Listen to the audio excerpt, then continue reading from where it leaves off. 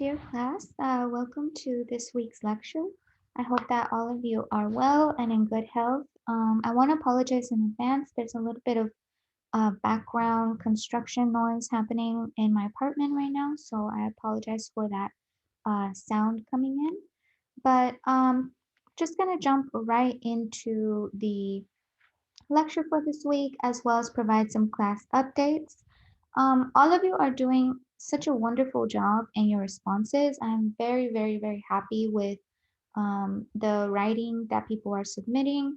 I can tell that all of you are really engaging with the readings and really thinking about the material as it continues to develop. So a lot of you are having a lot of the key terminology that we learned at the beginning of the semester. I see many of you are implementing in your responses, so I'm very happy with that, and I encourage all of you to do that. For this week's lecture work and Canvas resources, I went ahead and put a few videos on here that are really critical for you to review in order to understand this week's lecture, as well as the key terms and content that we're going to be uh, working through today. But there's a documentary that I want you to watch. This documentary is not extra credit, it is mandatory, so you must incorporate it into your weekly response. The spoken poem dedicated to the memory of Sartije Bartman, that is an extra credit assignment right there. So if you would like to receive two extra credit points on your weekly response this week, please submit a one paragraph response in addition to your written response. So you could include it at the end of your response and just put it on here, put a section that says extra credit, or you can also send it to me via email separately by Sunday. I only say these are two options because since our responses are due every Friday and our um, extra credit is due on Sunday. If those of you who want to just go ahead and submit in your response, you can. But for those of you who might need a little extra time and would like to submit it on Sunday, you can also submit it via email. So that's one thing to note, that that is an extra credit. The next thing is that we're really going to be focusing on this concept of Orientalism and how does this even relate to the readings that we discussed last week with what we're going to be moving forward with after this week. And last week we really engaged with this idea of Horton Spiller's pivotal essay and argument about the flesh. And before understandings of gender, she provides this argument of flesh, and this is also a reoccurring theme that I want you to take notice in. Several of the authors that we're engaging with, such as Shuri Moraga, all of them are really engaging with some type of theorizing about the flesh. Please feel free to write about what your thoughts are about in your response. So there's a few things on here that I want you to look through. These are also mandatory and must be discussed in your response. There is a section by Eugene Delacroix, Femmes d'Alger dans le appartement, Women of Algiers in Their Apartment, which was published in 1854. It's a series of images that I want you to think about critically. Once you engage with a lot of these theories from Edward Said, as well as the Blount reading that you're going to be reading, uh, I want you to provide a critique and analysis of of these images, and why are women being represented the way they are? How does this speak to the way that European colonial forces represented Black, Indigenous, and other people of color? So please keep that in mind. You're also going to be watching a video by Edward Said. It's about a 7-minute video that explains who Edward Said was, what his argument was, what is this field of post-colonial theories, and it's really just a good summary of his book on Orientalism. So please make sure to watch that, and you will have to watch all of the content to be able to answer the videos. Just a reminder that the only extra credit opportunity available for this week is a paragraph response on the Sartiji Bartman video. And all of these are available on YouTube. If you have any issues accessing, please let me know right away so I can update the links. So we're going to go ahead and jump right into the lecture. And there are a few things that I want you to keep in mind for this lecture. Let's see. So, so far we have engaged with a history of feminism. Where did the women's movement come from? We engaged with suffragette organizing movements in the 1800s and how a lot of entirely all of white women's organizing at the time was predicated and based on this uh, fact of not wanting to be considered superior, or I'm sorry, inferior to Black men, who at the time not only were getting access to three-quarters of a vote, but also they just wanted to assert themselves in terms of supremacy and domination through racial privilege. And this is very critical part of what we discussed also last week with Alok Menon's book analysis that I encourage all of you to review. But for this week, we're going to talk about feminism and the politics of representation. A critical author that is a significant voice in these conversations is Saba Mahmood. She actually recently passed away about, I believe it was last year. Yes, about last year around summertime, she passed away.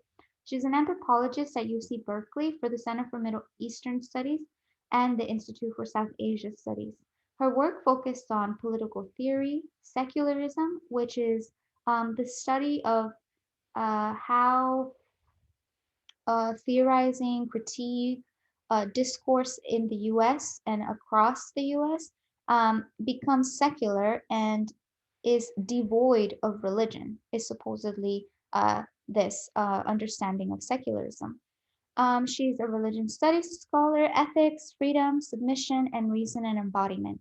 And you'll see in my discussion here that this is a really critical uh, it's a really critical piece for us to understand.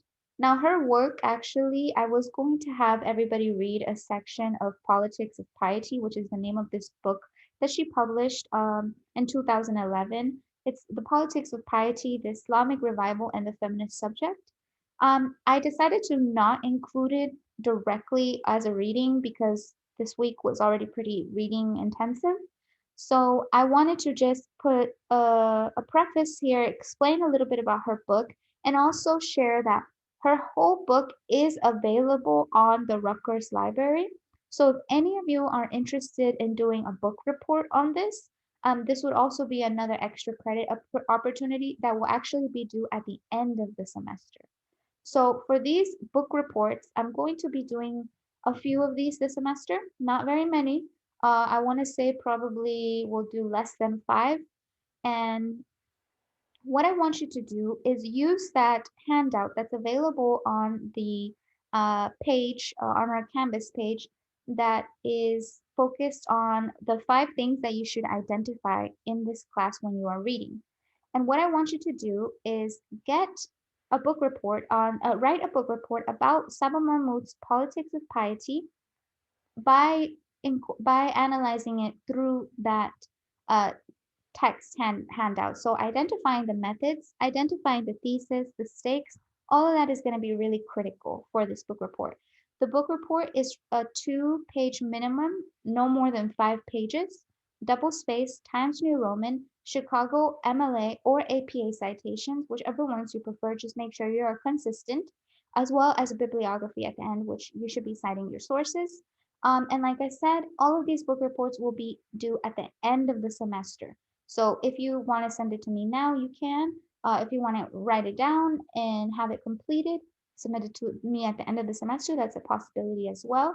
And what these are going to do is each is going to be 2 points added to your final grade. So the maximum amount of points that you can receive to your final grade is going to be 10. So 10 maximum. And this means that if you have a 70 in the class and you had some challenges at the beginning of the semester where you were not able to submit assignments, these book reports are where you can try to recuperate some of the points that you've lost.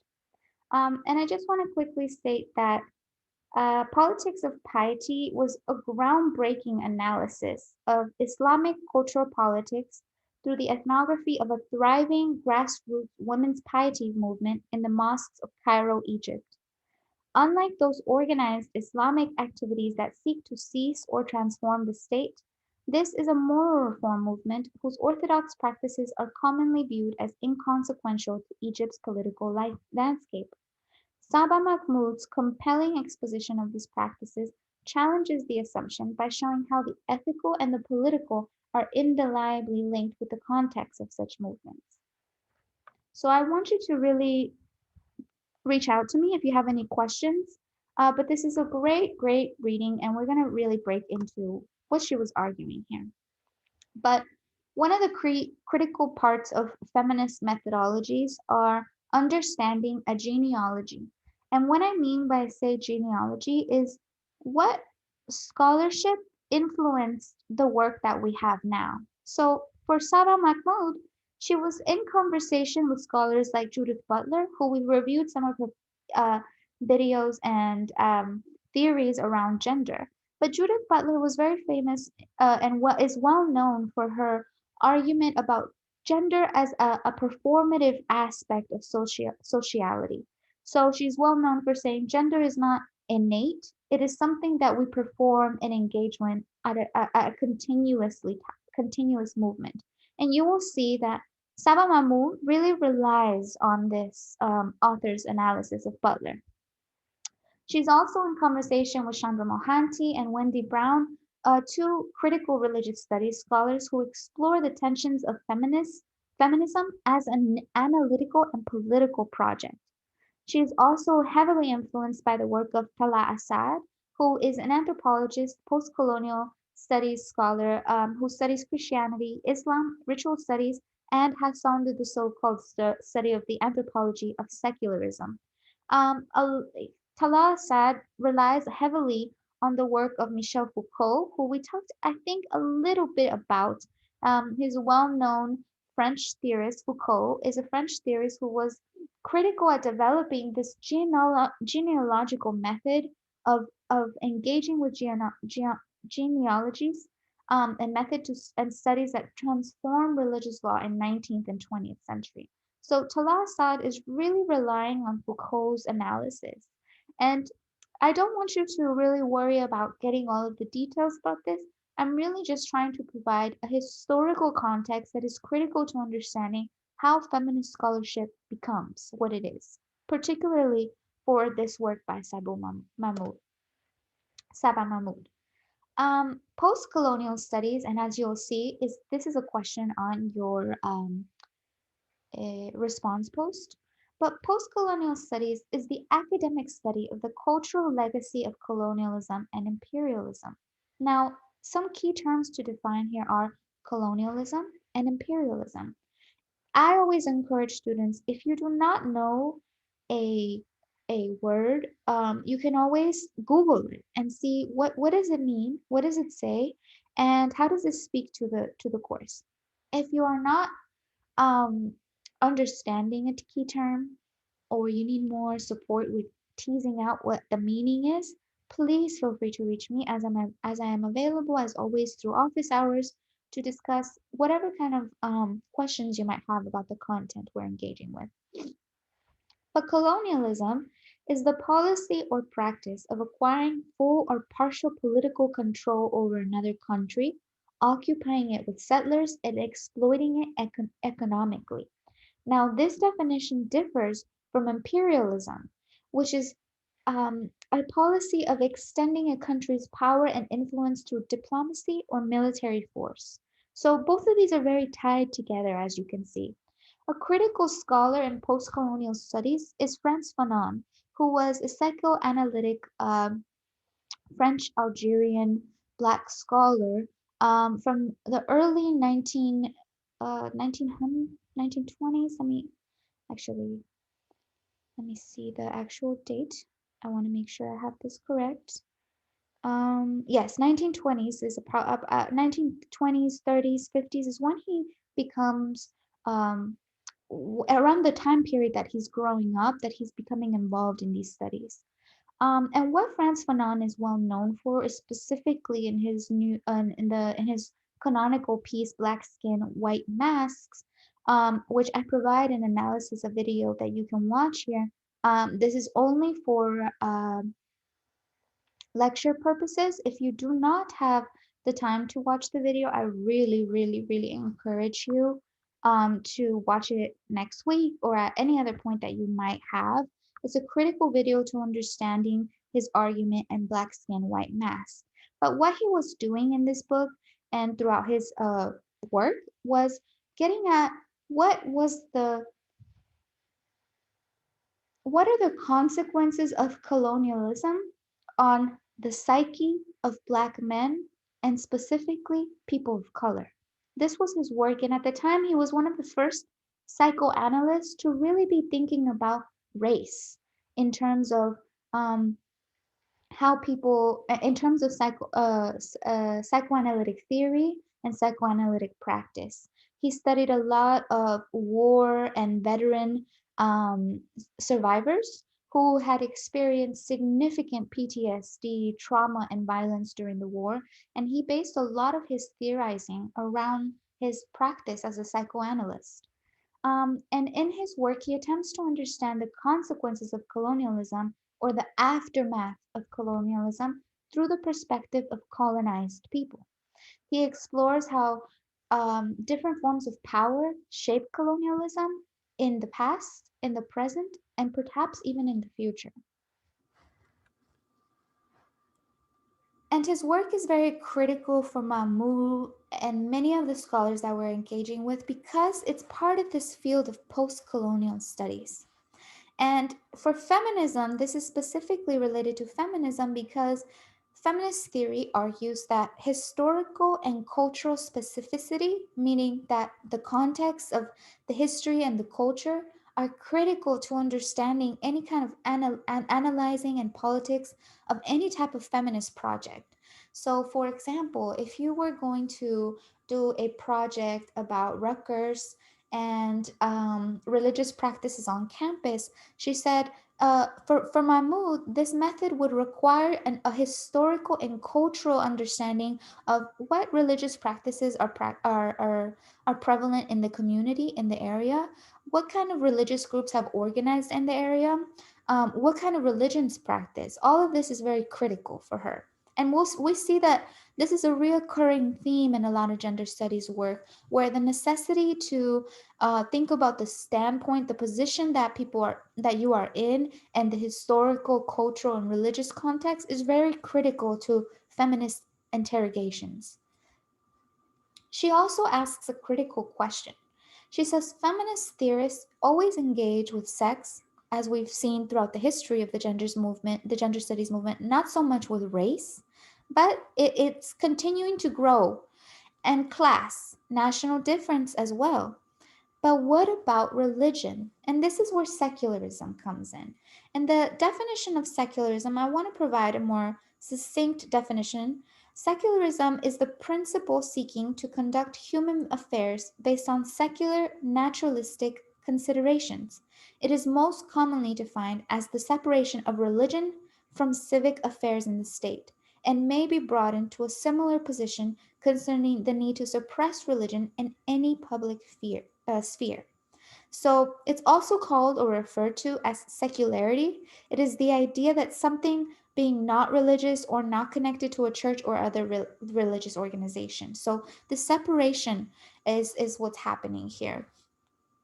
And this is what she's critiquing. And we're really going to get into this a lot because a lot of feminist scholars, even contemporary feminist scholars who are not engaging with the field of religious studies, have a huge aversion to engaging with this type of work.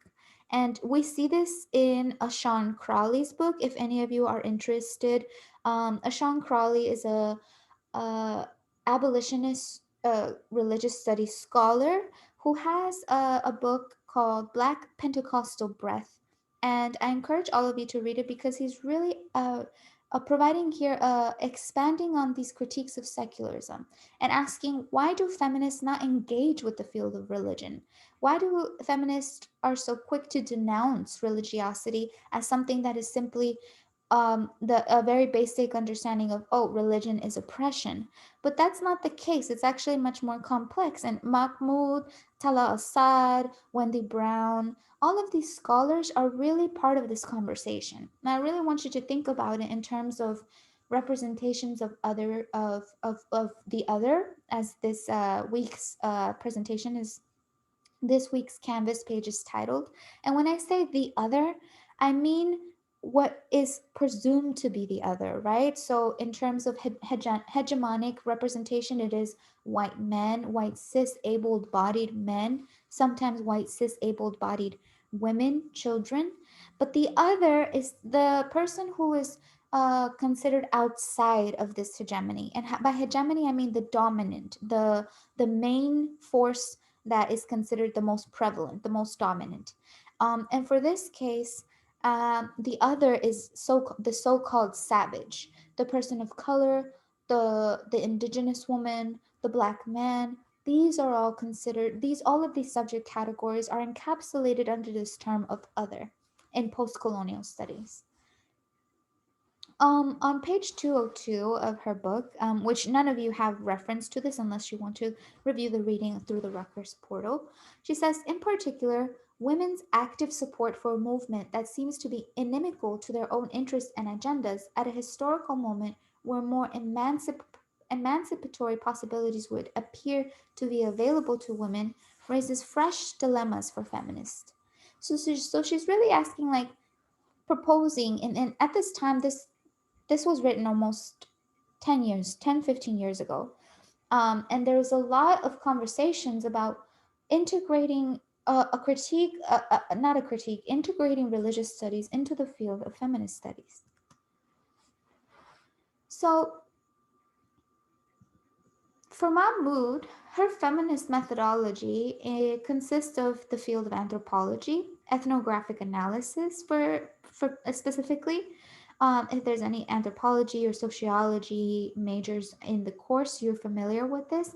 But ethnographic analysis really is an analysis of an account of your base an ethnography uh, is the scientific description of the customs of individual peoples and cultures.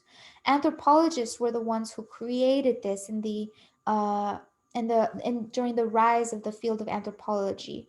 There's many examples of this, and there's extensions of there's different branches of this concept as well. For example, there's a whole field of anthropology which studies just ethnographic film.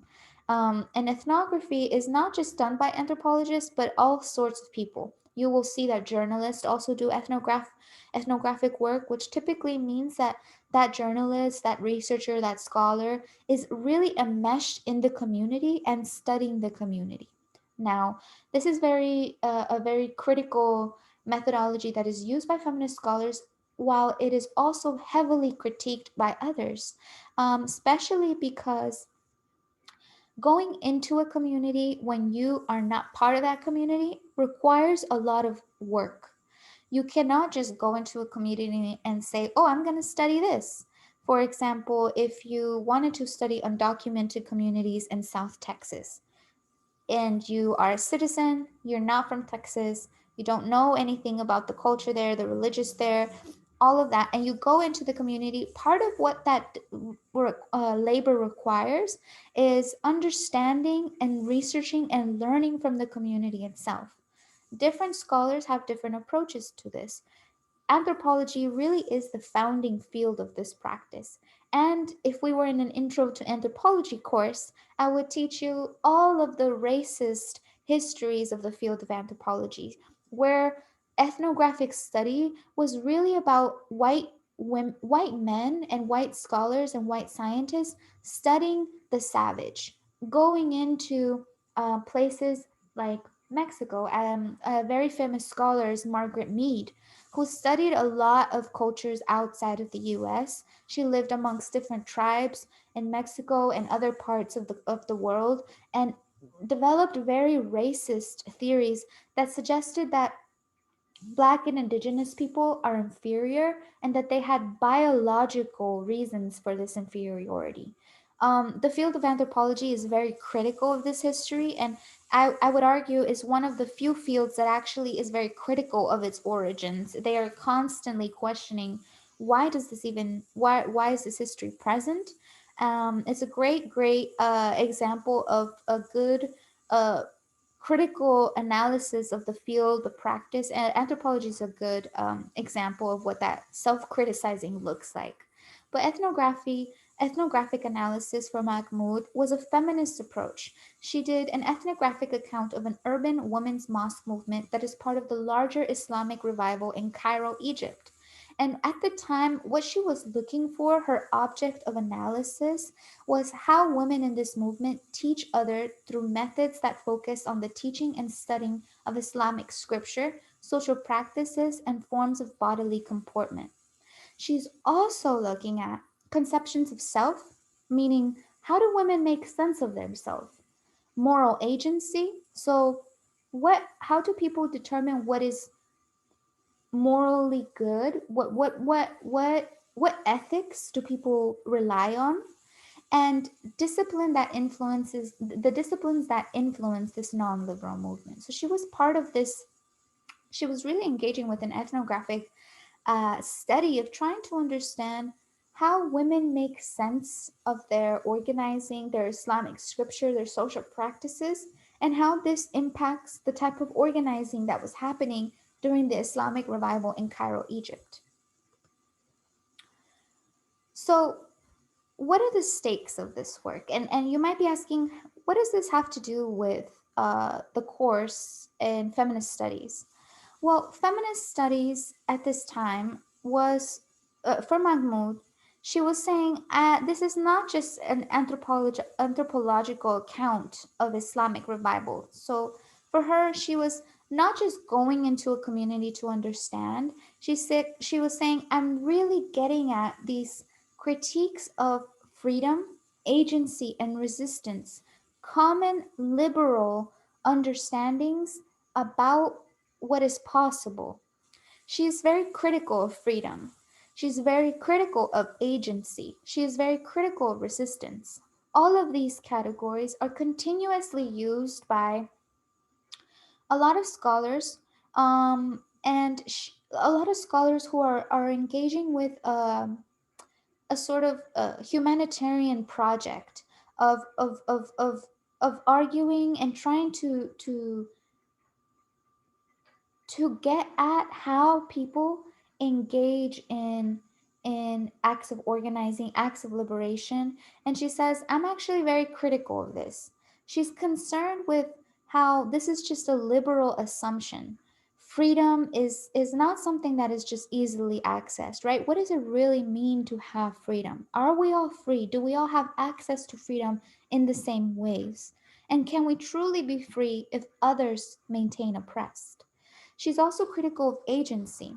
And agency, I'm sure many of you have heard this term before and throughout your classes or other moments, but agency is an action or intervention specifically to produce a particular effect. So a lot of times you will hear feminist scholars theorizing about women who are facing oppressed conditions. They will argue, but these women have agency. They have power to control their own decisions. And she's actually critiquing this. She's saying that's actually not it's much more complex, right? Yes, we have options, and yes, we can choose between certain options, but those options are also heavily limited by racial, gendered, and forces of domination. Capitalism, white supremacy, all of these things impact these categories. And she argues these are normative liberal assumptions. For example, resistance, right? Many people want to fetishize resistance and focus on people pushing back. But this analysis, she says, it's much more complex. And I'm wanting you to really think about this argument here, right? Because a lot of our work that we've read so far engages with sort of an underground analysis of of how mainstream society was engaging in a particular practice, and feminist scholars and organizers and race scholars and cultural critics were doing other work. But I don't want you to think about this as a binary where there's good and bad. It's much more complex than that, as we're going to learn throughout this course. And one of the key critical things that I want you to do in your responses is not just say, well, white supremacy is bad and this was happening because people of color have always been oppressed. I want you to really get at the details of this and make your arguments very concise. So some of you have questions about points that I deducted in your response post for this week, and I really want you to understand that I take points off if you're summarizing too much, if your analysis is not, if you're just recounting what the readings were about and the work you did and not really providing an analysis of how you think the readings are speaking to one another, how you think that the readings are developing understandings of gender and race, all of this is part of what you're trying to do. A response post can't just be a summary because that's just too simple. We all know how to summarize and many of you are great at it. But that's not, I want you to push yourself to go a little further and really engage with how are these authors speaking to each other. How does Mahmoud's analysis of the Islamic revival movement of Cairo in Cairo, Egypt, speak to Blout's understanding of representations of colonized people? Really think about this, and particularly for Abu Lugo's piece that you have assigned this week, do Muslim women really need saving? You will really see that Mahmoud's argument is really building off of Abu Lugo's piece as well. She says that the political states of the women's movement are that the movement itself is a site of political work, given that it is altering the male centered character of mosque as well as Islamic pedagogy. So at the time, there was a centrist, a very central, male dominated mosque movement. And she said the women's mosque movement was radically altering and shifting this mainstream dominant practice. She said that the problem was that Islam is perceived to be an abstract set of beliefs with no impact on how one lives and structures their lives. And she actually really, really challenges this argument. And she says, for the women's mosque movement in during the Islamic revival, understanding scripture was not just a means of understanding an abstract set of beliefs, but really putting them into practice every day and in almost a ritualistic way, where you, and by ritual, I don't mean like turning sage on and putting your altar. I mean a ritual as in the everyday movement, the everyday actions. In the same way, this is where it's very clear that she's relying on Butler's argument. Butler says gender is not something that we just have, or it is something that's part of us and natural and innate. Gender is something that we do every day. We wake up, we put on particular clothes, we do our hair a particular way, and this is how we perform gender. So, this is why she says gender is performative. But Mahmoud is actually building on this argument, and she's saying, so is religious practice and piety, what she calls piety. And if you're not familiar with this term piety, and this is something that for those of you who might think about doing the book report, it is piety is the quality of being religious or practicing a religion. So to be a pious subject is to be a subject that has a religious practice. And I really, for those of you that are doing the book report, I want you to define that in your own words. What does that mean to you? And if you are willing to share, would like to share, how do you engage in religious practice? Perhaps you don't, and why that is. And how does it relate to this reading? She challenges secular liberal projects of the state. She says that the state um, organizing efforts and state projects that view organizing and social life as devoid of religion, she's actually very critical of this. And she wants to build an argument here that says the women's mosque movement is creating radical shifts and not just the male centered domination of mosques, but as well as how we become to know and make sense of the world around us through religion and specifically through Islam, and how that making sense process, that theorizing process, impacts how you perform religiosity and spirituality, specifically for Mahmud, Islamic practices in the everyday. Pious subjects and feminist theory are a critical part of Mahmud's argument, in which he states that subjects of the women's mosque movement exist in a tense place in feminist scholarship for two reasons, and you'll see this very clearly in Abu Lago's piece as well. The first point is they seek practices and ideals that are inherently tied to tradition that has historically positioned women in subordinate status. So she's saying this is why women is women who women from the mosque movement and women who practice Islam or other forms of religion, but particularly for her argument, she's focusing on women who practice Islam. Um, she is she's saying that these women hold a tense place in feminist theory. One, because feminist theory is tied to this traditional understanding that these women are historically positioned in a subordinate status. So that's one part. And this is where Abu Lago's piece really gets is important here, right? She's really asking, do Muslim women really even need saving? And this is a critique of Bush's administration, actually. She was critiquing Bush and Bush's, what's her name? Bush's wife at the time, who really, this administration, presidential administration in the early 2000s, really relied on justifying war incentives through a supposed goal of liberating oppressed women in what was so-called the Middle East. And many of you, I'm sure, if you have parents or a little bit older, could probably recall this. But if not, talk about it with like maybe your parents or other people, where we really get at this time the war during the Bush administration was really heavily justified through an understanding or a so called understanding that the US was going into these places to save Islamic women who were being oppressed. And this is why Abu Lago says, do Muslim women really need saving? Is this even a thing?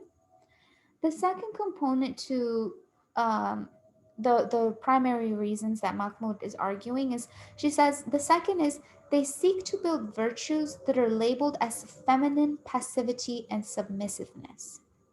So she says these two things are why women in the mosque movement hold a tense position in feminist theory. And in page 205, she says, in other words, the very idioms that women use to assert their presence in previously male defined spheres are also those that secure their subordination.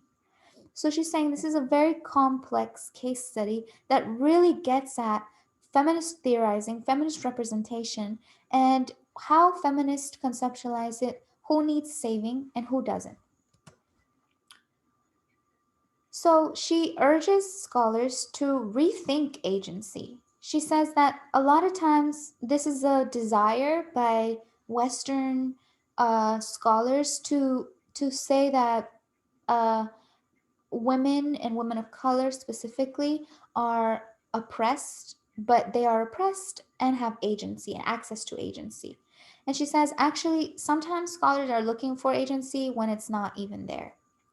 And she builds off of a author by the name of Marilyn Strathern, who is saying feminism offers a diagnosis of women's status across cultures, as well as a prescription for changing the situation of women who are understood to be marginal, subordinate, and oppressed. So she's saying feminist theory has the potential to understand women through a transnational approach. And this is where transnational feminism comes in, really getting at an understanding of feminism through a world analysis, right? So this class relies heavily on US centered feminist theory, but Mahmoud and other scholars that we'll be engaging with are also really critical of this.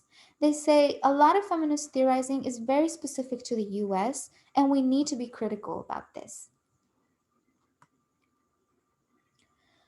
For Mahmoud, freedom, there are two, she creates two different definitions of freedom: negative freedom and positive freedom. And she says that in individual autonomy, that means having the capacity to to to make decisions, to regulate your body, impacts these forms, these concepts in different ways. And she says that when women in the mosque movement make sense of themselves through Islam, this is not a creation of, this is not something that can be understood through liberal terms of freedom, agency, and resistance, because this process has always existed, right? Even before feminist scholarship was using these terms, women's mosque movements and other forms of organizing across the world had already their own individual forms of knowledge production that need to be considered as valid and sacred. And she's really saying that that's critical here, that we cannot just assume that everybody is oppressed, and we cannot just assume that feminism is a liberatory project for everybody in the same way. So she's questioning, she's very critical about, um she makes a distinction, and she says, I'm not questioning how she's not questioning how this discourse has impacted the women's movement. She's actually challenging how this discourse becomes naturalized in scholarship and gender. So she says this is a problem here, right? That this discourse of agency and assuming that everybody has access to this, that everybody has access to freedom, she says this is a very critical a time to really interrogate these feminist approaches. So she wants to really uncouple these notions. And this really relates to a lot of the readings for this week, and all of the readings for this week. But I want you to, for your response, for your question, how did Europe create its other during the era of colonization? Think about, once you watch the videos, I think I would actually recommend that you watch the documentary on zoos first before you answer any of the questions, because you really want to get out how were European colonial forces developing this image of the other. And if you really want to push yourself, and this is where I say it's really critical, it's really important for you to have a critical analysis, is how are these representations of the other during the era of colonization prevalent in contemporary times? And I'll give you some hints. Think about the way that migrant women are portrayed. Think about the way that uh, Black women are portrayed, in specifically when representations of women, Black women, Indigenous women, are done by others who don't necessarily have the same goals for their liberation. How do these representations impact how we see these people? How do we, how do the representations of Indigenous women from the past influence how we understand Indigenous women to be in the future? So please let me know if you have any questions. We have a lot of material this week, so I really encourage you to just sit with it. If you have any questions about the readings, please feel free to reach out to me. And like I said, there's several extra credit opportunities. The poem on here is one of them, as well as the book report from Mahmoud on religious piety. And I look forward to reading all of your material again this week. Thank you so much.